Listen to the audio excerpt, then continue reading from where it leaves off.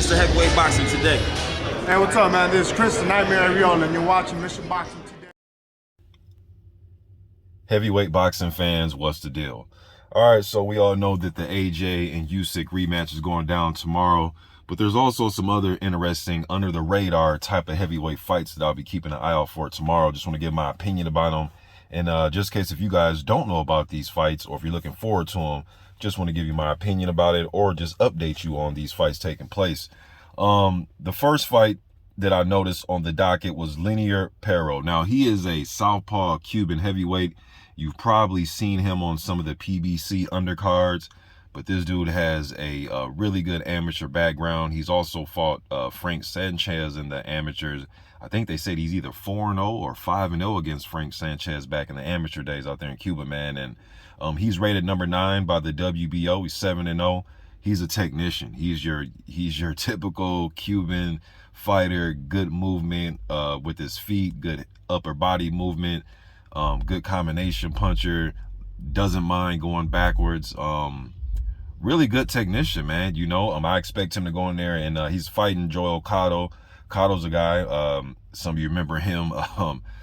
He probably doesn't want to remember this, but some of you guys probably remember him when he had that viral moment when he got knocked out of the ring. He got knocked out of the ring by Cassius Chaney on ESPN a few years ago. But he'll be taking on Cotto. I expect Pearl to win this fight. But man, with this amateur background, I'd say like a few more journeyman type fights, maybe move him up against some tougher level journeyman guys like a Jonathan Rice, somebody that's going to really test his mettle, and put him in there with somebody like that. And then after that, man, you know, I would love to see him get in there with some credible heavyweights. You know, he is rated number 9, so he's already in a sanctioned body's top 10. So I wouldn't mind seeing him fight somebody else in that top 15 of that WBA, man.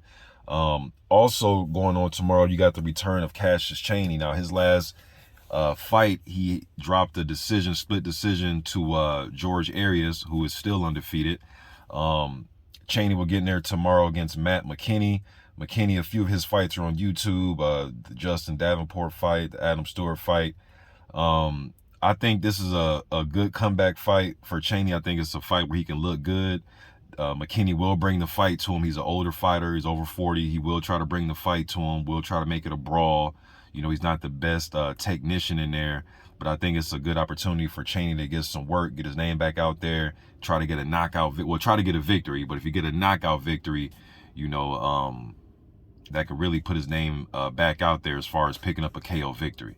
You know, so I wouldn't mind seeing Cassius Chaney versus George Arias in a rematch. That's the fight I want to see. I know Arias had a fight against Alante Green, and he picked up a victory in that fight as well. Green was undefeated, so Arias has 2 back-to-back victories over undefeated heavyweights. But I'd love to see Chaney versus Arias in a rematch. But Chaney's back in action tomorrow. Also on that card, Joe Cusumano. Some of you probably remember him most recently.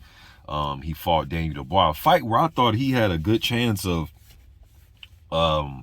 you know, testing Dubois' chin with his own right hand, because Cusumano, he does have heavy hands, but he was knocked out in the first round. He actually did land a decent right hand in that first round against Dubois.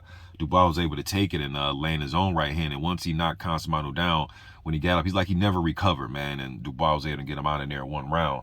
But Cusumano will be back in action on that card with Cassius Chaney taking on Dennis Ventura. And then you got the undefeated heavyweight 6-0 with 6 knockouts, Sean Bay, will be on that card as well, taking on John Shipman. Also tomorrow on another card, Antonio Mireles, the 6'9", 260-pound heavyweight. You guys have seen him on ESPN on those top-ranked cards. 4-0 with the 4 knockouts. He'll be taking on Khalil Carter tomorrow. I expect him to take care of business and win the fight rather easily. He's a big southpaw. They're kind of putting him in there with the same type of journeyman fighter. You know, the 6'1", 275, 280-pound type of guys that, you know, is really not going to pose much of a threat to him as far as pushing him backwards, because he's able to use his reach against these smaller guys. He has really good, you know, or better feet than I thought he would have, you know, especially for guys that are 6'9".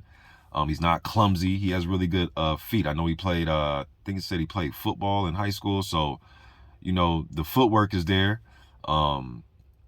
Just want to see more of them. And I get it. They're feeding them these journeyman type of guys to get him some ring experience. So I get it. They're not going to rush him, all right? But he is fighting tomorrow. Like to see what he does. I expect him to take care of business and improve to 5-0 with the 5 knockouts. Only 25 years old, and he's still pretty much learning on the job, man. So they're going to bring him up slowly, but just letting you guys know that he will be in action tomorrow. You guys let me know what you think in the comment section. I'm gone.